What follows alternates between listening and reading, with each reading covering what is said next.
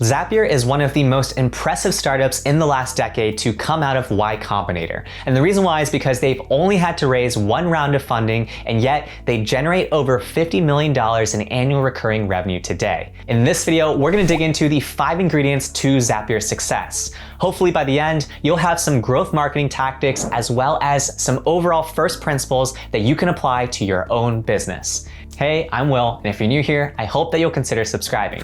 I bring you new content around entrepreneurship, sales, and digital marketing to help you level up your business skills. And I'm always about saving you some time, so check out these timestamps to help you navigate throughout this video. And without further ado, let's jump into things. The first thing that Zapier did right was they built a fully remote team. Even before full-time remote work became a trend in tech, and as well as in the world because of the pandemic, Zapier was on the ball in terms of identifying the need for a fully distributed workforce. In fact, if you check out their careers page, you can see that they span over 17 time zones and 28 countries. Now that I'm working with a fully distributed team today, as well as in my prior experiences in which I went from a company that was super remote friendly to a fully remote team, I know the benefits of having this sort of workforce. One of the biggest benefits that I've observed that I think Zapier has probably benefited from as well is organizations are often like living organisms. And so what that means is that when you're distributed over a number of time zones, it means that your organization is actually always on as well. In other words, there's never a time period when the office is just shut off. There's always somebody working on something, and it allows you to actually work more efficiently in an asynchronous environment. Taking things to just a smaller scale, I've shared with you in prior videos how my virtual assistants are in a different part of the world, and so I'll punt work their way because I know that when I'm not working, they will be working on the business, and then by the time they're done, I will be ready to start working again. So by having this sort of fully distributed team, I think Zapier really benefited from the perks of having a asynchronous workplace that really efficiently took care of business in terms of getting things shipped. Aside from that though, having a remote team has its perks in that you're able to tap into a global talent pool. As opposed to just being restricted to the tech workers in San Francisco, Zapier is able to recruit from anywhere. And this is something I've seen even in my current company, in which we've been able to find great talent in just places that aren't traditional tech hubs. You'll start to see this trend more and more, but you're already seeing it with older tech companies like Salesforce. Just recently, they had to cancel their lease on their new San Francisco office space because of their new and more flexible working policy in which their team can be more distributed. All things considered, I think the remote-first attitude of Zapier paid huge dividends for them. And you can actually see that in their team composition, in which they've mentioned how 8 of 10 of their first employees are still with the business today. The second big ingredient for success from first principles that Zapier has demonstrated is they've emphasized 10xing their customer experiences. Before digging into Zapier's case, I think it's important to note that this is not a unique ingredient to just Zapier. You see this a lot with the startups that are able to achieve hypergrowth because what they do is they prioritize their customers' needs truly in all situations above their own.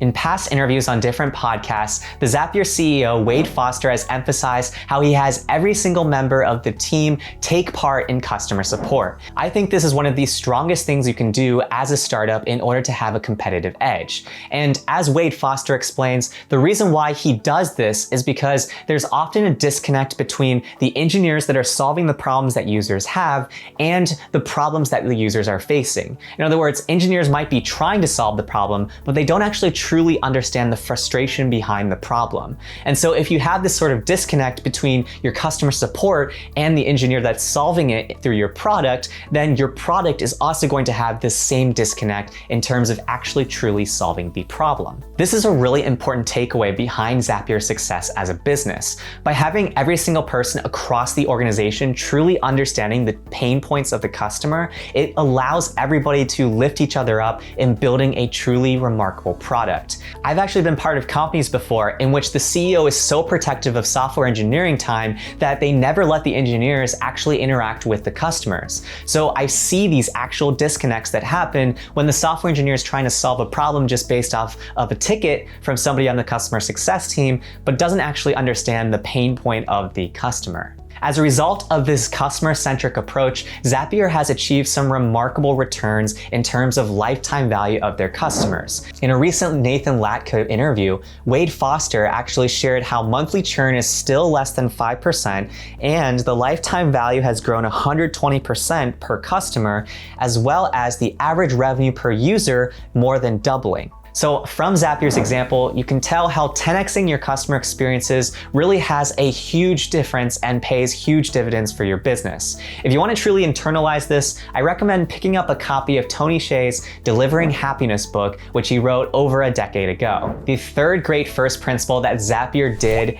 on their pathway to getting to over 50 million ARR was they followed success's trails. In an interview with Indie Hackers, Wade Foster shared how early on they noticed how Twilio was featuring their customers and making them look like heroes. In other words, they were always creating new content pieces that shared different use cases and applications of Twilio's services. In other words, they were frequently writing about case studies and different use cases for how their customers were using Twilio. By sharing this vast library of customer stories, Twilio was enabling prospects to see themselves in these other businesses that were already using Twilio, as well as helping their existing customers think about further applications of how they might use Twilio to grow their business. From this insight, Wade Foster took this sort of approach with the content marketing of Zapier. As we went over in our recent video, we dug into how a ton of Zapier's organic moat right now is around content pieces that relate to the apps that they integrate between one another.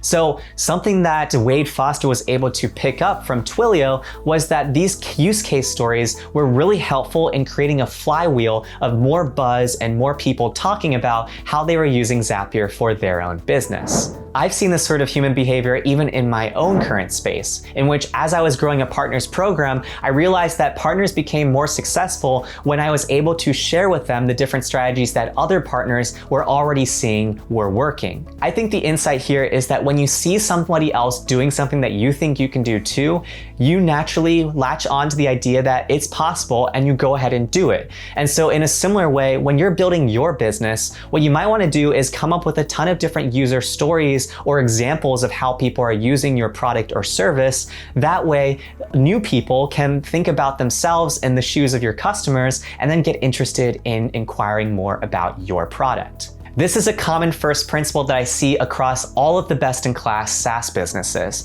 If you want to check this out and validate it for yourself, just look at any of the highest growing SaaS businesses in the enterprise SaaS world. Before we head into our fourth ingredient, if you're enjoying this sort of breakdown, do me a favor and hit that like button below. The fourth ingredient to Zapier's success was playing the long tail game of content marketing.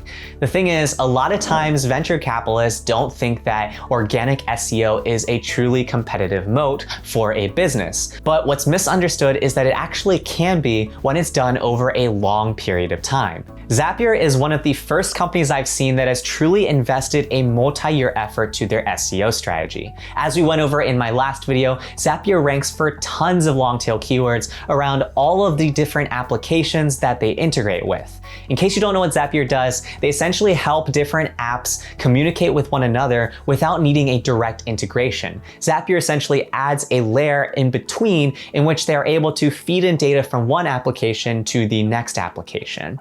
So as you saw in the last video, we went over how Zapier has made a lot of content around how-to information on things like Google Docs as well as Google Forms. Just looking at these few examples, imagine doing that hundreds of times. That's essentially what Zapier has done with every single application that they integrate with. So as you can imagine, as they rank for hundreds if not thousands of long tail keyword phrases, this really stacks up and it builds a ton of organic traffic and interest for Zapier. The results speak for themselves. As I'll put up on the screen here, Zapier has had astronomical growth in terms of long tail placements as well as organic search traffic. This has been hugely beneficial for Zapier's business for a number of reasons. The first reason is because it helps new people discover their business. When somebody is looking for a Google Sheets integration, they might actually stumble upon Zapier and then learn more from there using a free account. Aside from just checking out their SEMrush profile, you can confirm this by checking them out on SimilarWeb. You can see from SimilarWeb they're getting a ton of traffic from organic search, and that this has been a trend for more than just the last few months.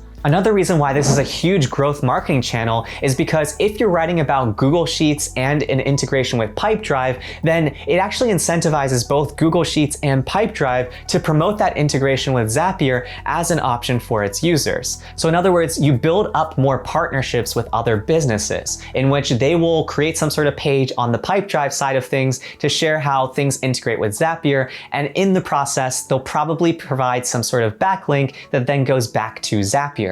And when Zapier has all these hundreds of backlinks, it essentially then signals back to Google, hey, this site is really important when it comes to integrating all of these different applications. It's a great flywheel effect that you'll see as Zapier continues building out these long form pieces. To this day, SEO can be a major competitive moat for your business as long as it's viewed from a long-term lens as opposed to a short-term lens. In my opinion, a long-term lens is anything where you are investing on the SEO side of things for at least 2 years with consistent content going out. If you want to see another example of great organic SEO power, just check out a site like Airbnb the next time you book a place to travel. They've done so well from a programmatic SEO side of things to truly flesh out their competitive advantage. The fifth ingredient for Zapier's success is they've remained malleable to the market. The CEO shared in a use-proof interview how somewhere along in their growth journey, they actually tested a two-sided referral system that was similar to Dropbox. In case you're not familiar with that, Dropbox pretty much gives you more storage if you invite your friend and your friend accepts that invitation. But in Zapier's case, what they found was that explaining what a zap was or what a task was actually really difficult. It's not like Dropbox situation in which it's really easy to explain the concept of giving somebody another 500 megabytes of storage. What's important to take away from this insight though, as Wade shares this, is that Zapier has always been open to testing new things and remaining malleable to the feedback that they're getting from their tests. By not getting married to a particular strategy, it allows them to remain more nimble as a business and truly figure out what is going to work in their space. Aside from this point, Wade has also demonstrated malleability through another statement that he made in this interview. He talks about how he's come to understand growth as being often dictated by the market and that first-time founders often don't fully appreciate this. I completely agree with him here in that sometimes the timing of your company is actually just not right with the rest of the market. And so you can have the best product in the world, but the market just isn't ready for it. And so that's why you don't take off. You can actually see this in the story behind YouTube and why YouTube was specifically successful.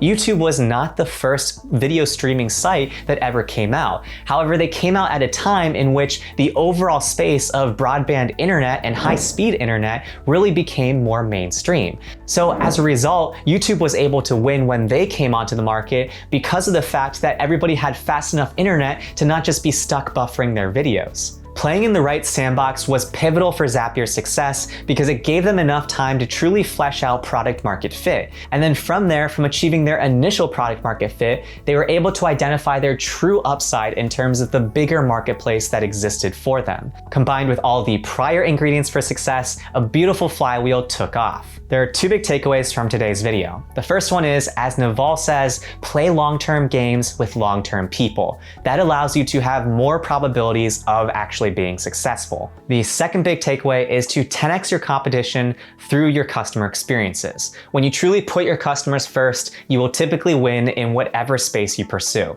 Now it's your turn. Tell me in the comments below, which of these 5 ingredients do you think was most important to Zapier? I love hearing from you guys, and I read and try to respond to every single comment. If you found this video helpful or interesting, do me a favor and hit that like button below. I'm running an experiment to see whether you like this sort of content. And also, if you haven't already considered subscribing, I hope that you'll do so.